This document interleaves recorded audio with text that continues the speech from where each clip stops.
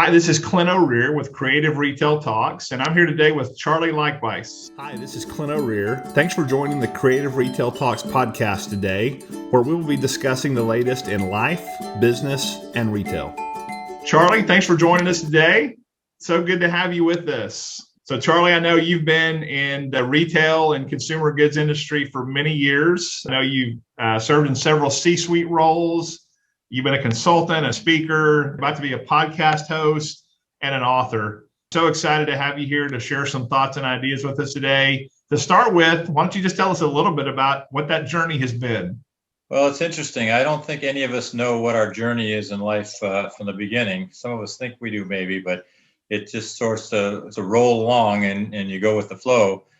For me, the journey has always been about learning and learning something new. So as I've gone through the process of going to school, getting certain degrees, with some of which applied, some of which didn't apply to the work life, I went with the opportunities that came along to learn something new and to help others. And so that's really my passion. It's what gets me up in the mornings, helping others. I love that, Charlie. And I've seen that in your life for many years, and you do a great job of that.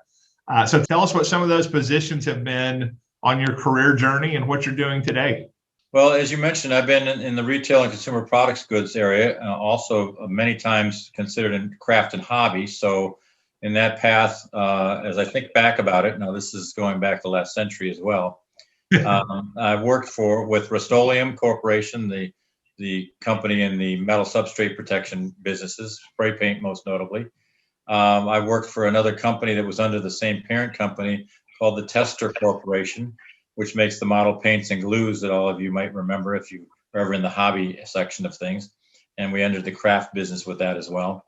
I did some consulting work for Fibercraft. I've been involved with home decor and home fragrance companies and companies with seasonal decor, which is a fancy name for Christmas decorations or Halloween decorations. And I've been in roles in those. I've been everything from the CFO to the chief operating officer globally, and to the CEO of some of those companies. Yeah. And I know, at least back pre-pandemic, you were doing a lot of speaking, and I know you've written a great book that I'm hoping we can visit about some today. So the book is called Power of Respect in Business. So tell me, what inspired you to write this book? Yes, well, it's interesting. As I thought about how what I've learned over time could be used to help others, I started thinking about what I've learned and when and how I've learned it. So it starts with an understanding of, from my perspective anyway, of what leadership is. And leadership to me is an equal emphasis on results and relationships. And it's not 50-50, it's 100% and 100% as I tell people.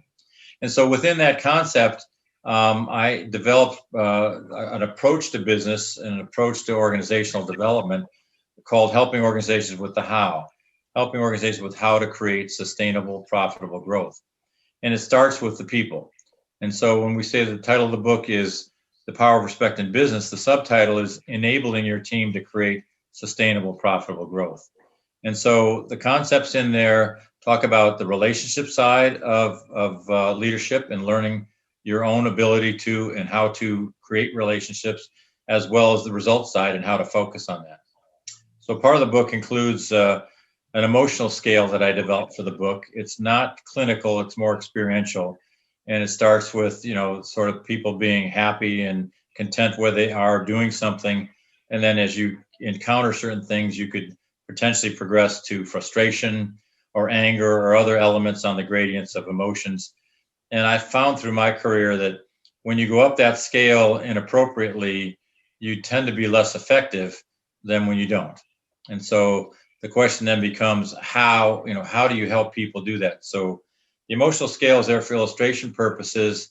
And the book is about stories from 10 other CEOs, including myself, on elements related to leadership, both the relationship side and the results side, and how we did it. And there's examples in there of being effective, and there's examples of not being effective. Well, and I love how you put that emotional scale in there and talked so much about the importance of emotions and how it affects business.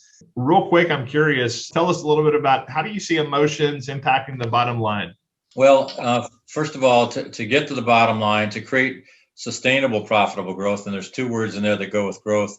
a lot of times are not associated, sustainable and profitable. It takes people. You can have all the systems and processes you want, but if you don't have the right people, you're not going anywhere. So the next point then is how do you enable those people? Not just engage them, but how do you enable them? And people want to know, at least in my experience, and for that point, in my career, I wanted to know how what I did mattered to the organization that I was doing things for.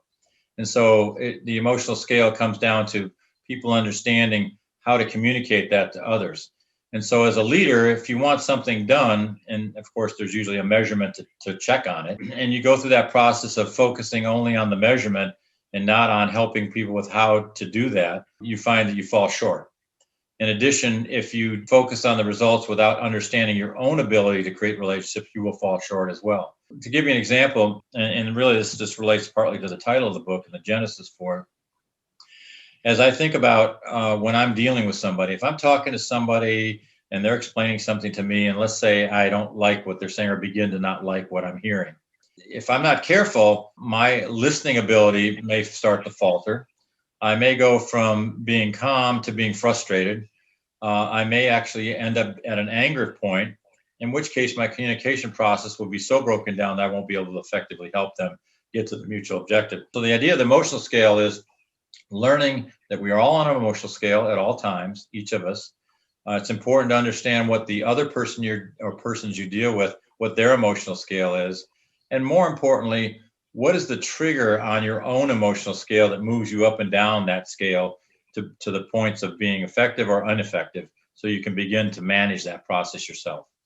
And to me, if I'm listening to somebody that I don't like what they're saying or begin to not like, if I can, in the next nanosecond, which is not always, say to myself, how can I respect that person? It causes me to pause just enough not to go up that scale to an ineffective level of frustration or anger or that sort of thing. And so the word respect became important to me. And I know a lot of people talk about trust, but I think, the hallmark of trust begins with respect. Yeah. Well, and what I think is so interesting about the emotional scale and the principle of respect is obviously very important in business, but it's also great how it carries over into so many other areas of our life, right?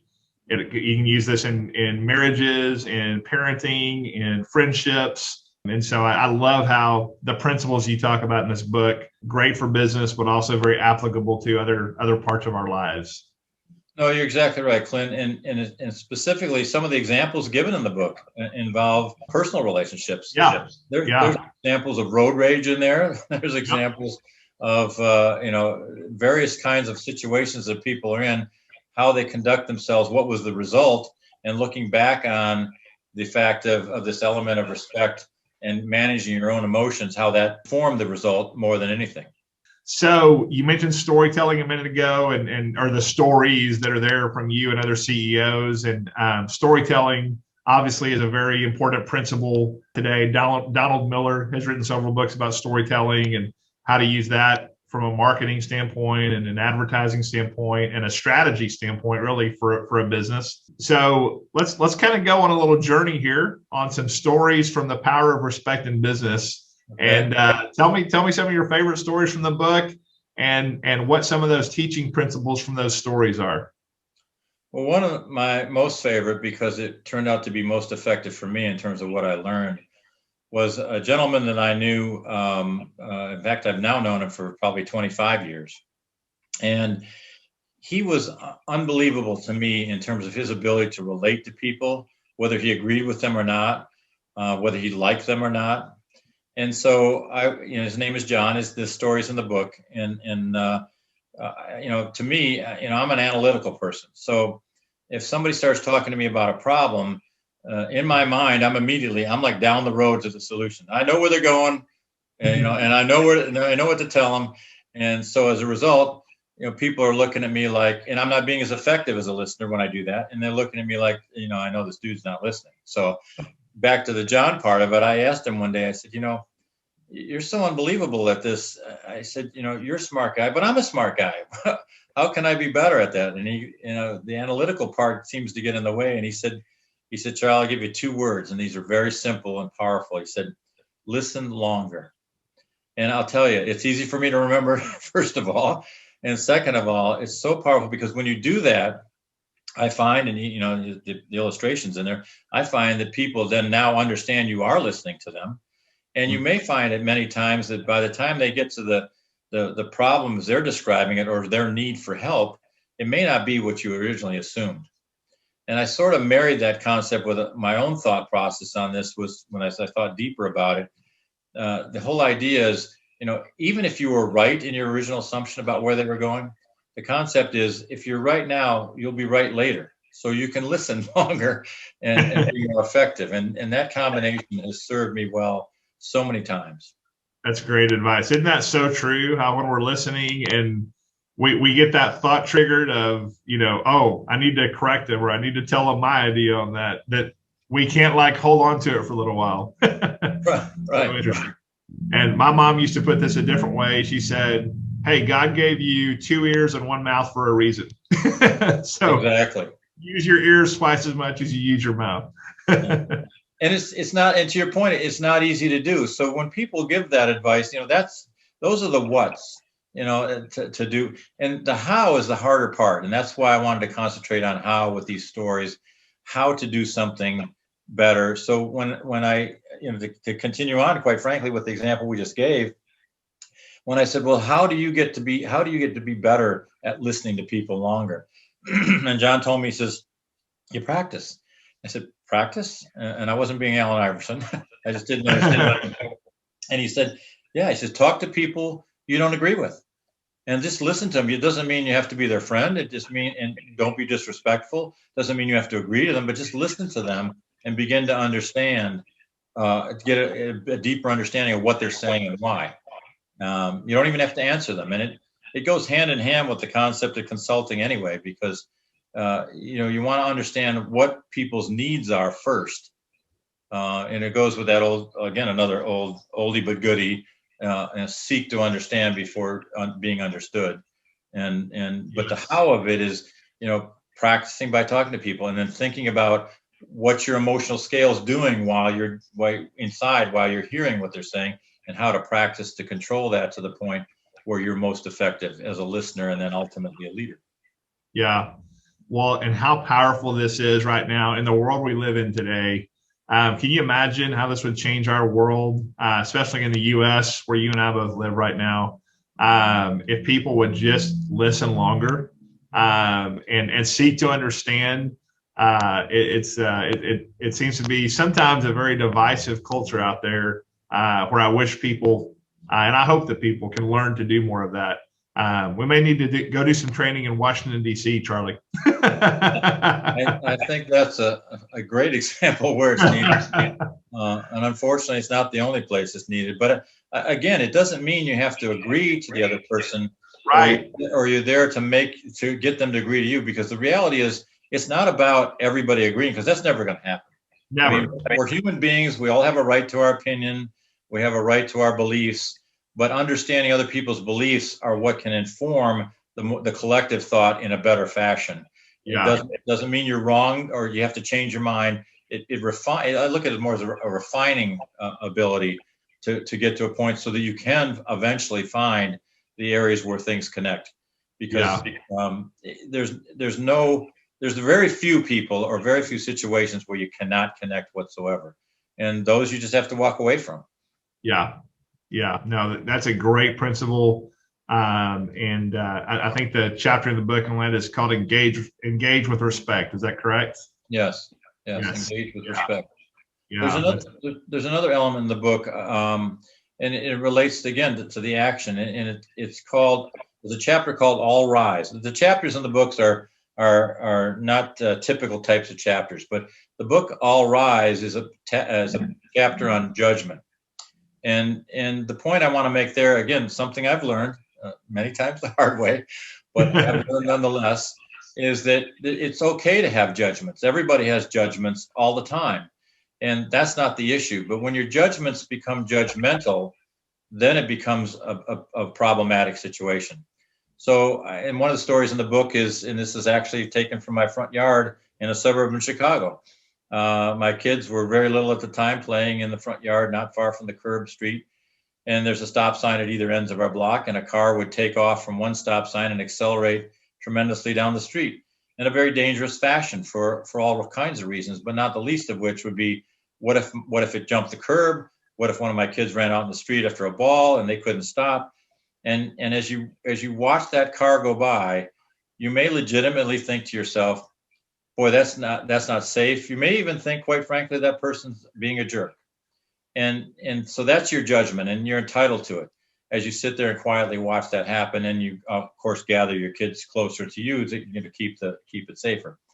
If you take that same judgment and make it judgmental by all of a sudden yelling things at that person driving by, or waving at them, or chasing them down the block, now you've become judgmental, and it's become more of an issue where you're demonstrating to people how not to act with other folks. And you escalate the situation to more problematic situations.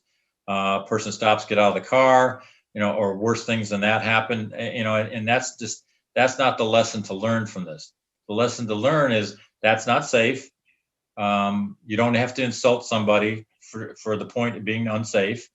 You don't have to disrespect them, and it doesn't escalate into worse things that carry on in personal lives and in society in general. Yeah. And I think one of the things that you talk about in there is the difference between making a judgment and being judgmental, right? Right. Exactly. Yeah. Yeah.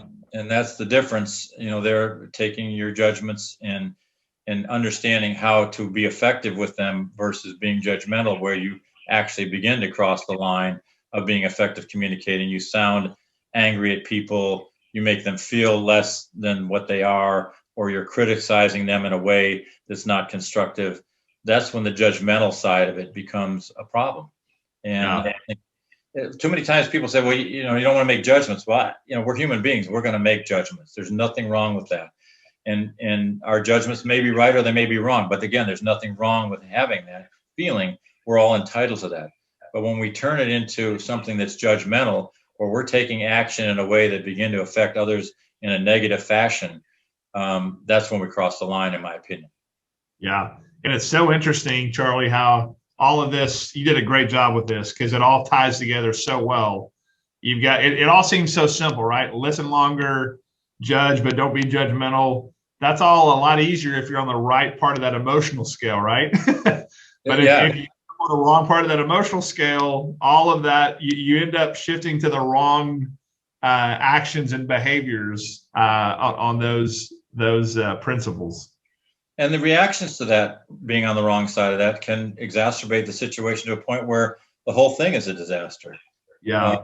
Another quick example story that's in the book is about road rage, and the concept of, if somebody is, you're driving along, somebody comes driving up very fast on your rear bumper, and, you feel threatened by it, or you feel like, what's this guy doing, et cetera, I'm not doing anything wrong. And you sit there and you have choices to say. You have choices and that's your judgment, but you have choices about being judgmental. Do you engage that person or not? Do you, try to cut them off? Do you chase them around in a car? Do you make hand gestures to them, et cetera? And the element is, if you can stop for a second, whatever your trigger word is on the emotional scale, and think, I don't know if I think that person's being a jerk, I don't know why they are. Maybe there's an emergency in their life and I just don't know it. Okay. Maybe something else happened to them. Maybe there's not an emergency at that moment, but something has happened to them in their life that puts them in that kind of position. And on the other hand, maybe they're just angry. And again, it's not our place to be judgmental about that. And the hard thing to do is to maybe pull over and let them go ahead and not engage them in the process. And teaching third graders at one point in time in my life, I was talking to them about it. I said, well, if you think ill of somebody, would you invite them into your house? And they're like, no, we don't want to invite a bad person in our house. So the same thing's true in a road rage situation. If you don't want that person in your life, don't engage them. When you engage them, you've invited them into your life. And so there's other concepts to think about in that process too. Yeah, a lot of emotional intelligence tied with this. We did some training as a team several months ago on emotional intelligence. And my big takeaway from that training was, don't assume negative intent. And there's times in my life when I've been terrible about that. I see something happening and and I assume there's negative intent to what's happening there. And it really opened my eyes to, man, if you just take that negative intent away and you shift that to assume positive intent, like you said, you don't know what's going on in someone's life. So, assume that whatever's happening has nothing to do with you and that it's not any negative intent towards you. It creates a whole different perspective for us, doesn't it? It tremendously reduces frustration and the path to anger. Yeah, definitely. And again, and I'd like to also add to that, though, that let's say and I've done it, I've made a mistake by letting myself get to frustration or anger when I shouldn't have. But again, if that happens, then let it go. Don't beat yourself up for it. We're humans. That's going to happen. And then let it go and understand that we want to get back on the path of saying to ourselves, what is the trigger on my emotional scale that makes me effective versus ineffective, and work on that. Yeah, definitely. Well, Charlie, man, this is great stuff. So we're going to wrap up segment 1 here. And we've talked a lot about the people side and relationship side, to the power of respect in business, and to those leadership principles. So hope everyone will join us for segment 2, where we continue to dive into the power of respect in business with Charlie Leichtweis from Experts in How. Thanks, Charlie, for being with us. Oh, my pleasure. Thank you so much. I hope you enjoyed our conversation on the Creative Retail Talks podcast today. Be sure to visit our show notes page for more information on today's show. And if you'd like to be a guest on the podcast, reach out to me at clint@creativeretailtalks.com. Creative Retail Talks is all one word. That email address will also be in the show notes. Hope you have a great day.